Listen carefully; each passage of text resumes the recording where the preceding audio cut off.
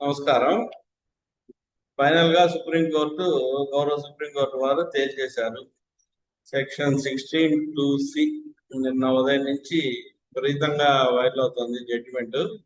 Supreme court వారు Gujarat high court judgement మీద special petition file చేస్తుంటే డీలరు దాన్ని రిజెక్ట్ చేస్తూ జడ్జిమెంట్ అయితే ఇచ్చేయడం జరిగింది. ఈ జడ్జిమెంట్ యొక్క సారాంశం ఏంటంటే మెయిన్ గా ట్యాక్స్ మ్యాన్ వెబ్సైట్ లో చాలా క్లియర్ గా రాయడం జరిగింది. కొంచెం లెంగ్తీ వీడియో, జాగ్రత్తగా వినండి, చూడండి. ఎందుకంటే చాలా ఇంపార్టెంట్ ట్రీట్మెంట్ కాబట్టి చాలా ఎఫెక్ట్ కూడా వస్తుంది. దీనివల్ల మొత్తం ఇప్పటి వరకు జరిగిన ట్రాన్సాక్షన్స్ అన్ని చాలా తీవ్రంగా ప్రభావితం అయ్యే అవకాశాలు ఉన్నాయి. SLB dismissed, section 16(2)(c) upheld as constitutionally valid. ఇంతవరకు ఓకే. కారణం ఏంటంటే ITC being a statutory concession subject to tax payment by the supplier. ITC అనేది ఏదో మీకు కొంపగొత్తంగా ఇచ్చేది కాదు.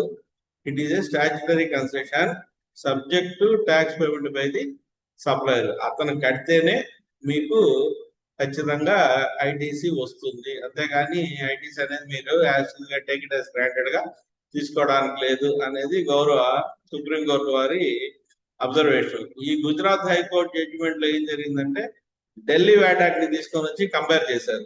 ఢిల్లీ వ్యాట్ యాక్ట్ ని సిజిఎస్టీ యాక్ట్ తో కంపేర్ చేసినప్పుడు దాన్ని కూడా సుప్రీంకోర్టు వారు క్లారిటీ ఇచ్చారు. మేము జడ్జిమెంట్ ని క్లియర్ గా చూడడం జరిగింది. పారాగ్రాఫ్ 42 నుంచి అలాగే పారాగ్రాఫ్ 56లో చెప్పిన విధంగా from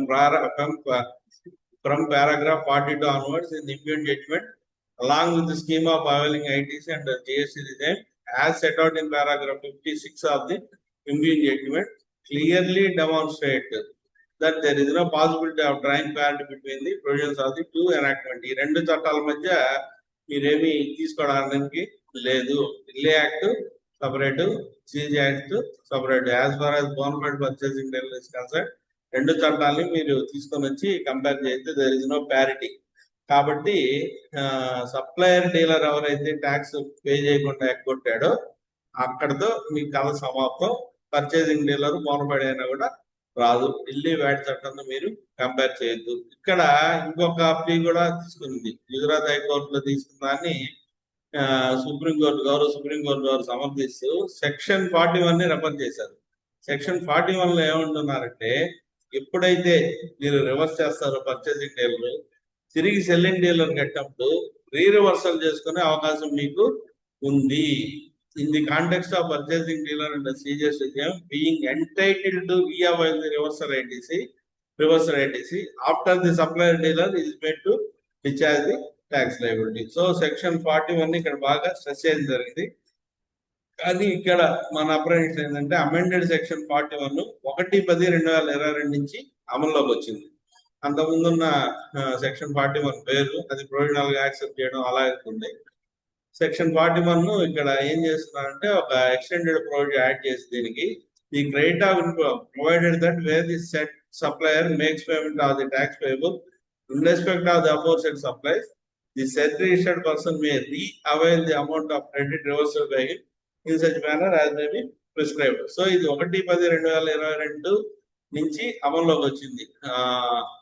substituted by the Finance Act 2022 with effect from 1/10/22. So దీని ప్రకారం 1/10/22 తర్వాత సప్లయర్ డబ్బులు పే చేయలేదు, మనం రివర్స్ చేసాము. మళ్ళా సప్లయర్ డబ్బులు పే చేశాడు, మనం రీఅవైల్ చేసుకునే అవకాశం ఉంది. దీన్ని ఇక్కడ గౌరవ సుప్రీంకోర్టు వారు స్ట్రెస్ చేశారు. Further the high court of Gujarat has also referred to the provisions of section 41 of the CGST act and also 73-74 thereof in the context of purchasing dealer under the CGST regime being entitled to reavail the reverse ITC after the supplier dealer is made to discharge the tax liability. ఇందా చెప్పుకున్నట్టుగా ఇతను డబ్బులు కట్టిన తర్వాత మళ్ళా తిరిగి పొందే అవకాశం ఉంది. కాబట్టి ఇది కుంభగతంగా మీకు వచ్చే అవకాశం లేదు. It's being a statutory concession subject to payment of the tax by the supplier. ఇది గౌరవ సుప్రీంకోర్టు వారు Bhandari scrap traders versus Union of India judgement లో చెప్పింది. అంటే మొత్తం అక్కడి నుంచి చూసుకుంటూ వచ్చి గుజరాత్ హైకోర్టు వారి జడ్జిమెంట్ అంతా చూసుకుంటూ వచ్చి Delhi High Court, AP VAT act, Delhi VAT act దీన్ని ఎక్కడ కంపేర్ చేయడానికి లేదు. There is no parity. అది వేరు, ఇది వేరు, ఆ స్కీమ్ వేరు, ఈ స్కీమ్ వేరు. కాబట్టి ఇక్కడ సెక్షన్ 41 కింద మీకు ప్రొటెక్షన్ ఉంది కాబట్టి, సెక్షన్ 41 కింద ఇచ్చిన ప్రొటెక్షన్ ని మీరు అవైల్ చేసుకునే అవకాశం ఉంది కాబట్టి దీన్ని మేము అన్కాన్స్టిట్యూషనల్ ఆర్ రీడ్ డౌన్ అని మేము చేయలేము అని చెప్పేసి క్లియర్ గా చెప్తూ the special petitions are accordingly dismissed. ఇదండి నిన్న ఉదయం నుంచి హెవీగా సర్క్యులేట్ అవుతున్నది. దీనికి సంబంధించి ట్యాక్స్ పేయర్ వెబ్సైట్ లో చాలా క్లియర్ గా ఇవ్వడం జరిగింది. ఇప్పుడే వెబ్సైట్ లో అప్డేట్ అయింది కాబట్టి చూసి వీడియో చేస్తున్నాను. సెక్షన్ 41 మీద ఈ జడ్జిమెంట్ మొత్తం రిలై అయినారు. గుజరాత్ హైకోర్టు ఇచ్చిన పారాగ్రాఫ్ 46, 56, 48 ఇవన్నీ వాళ్ళు క్షుణ్ణంగా పరిశీలించి ఈ జడ్జిమెంట్ ఇవ్వడం జరిగింది.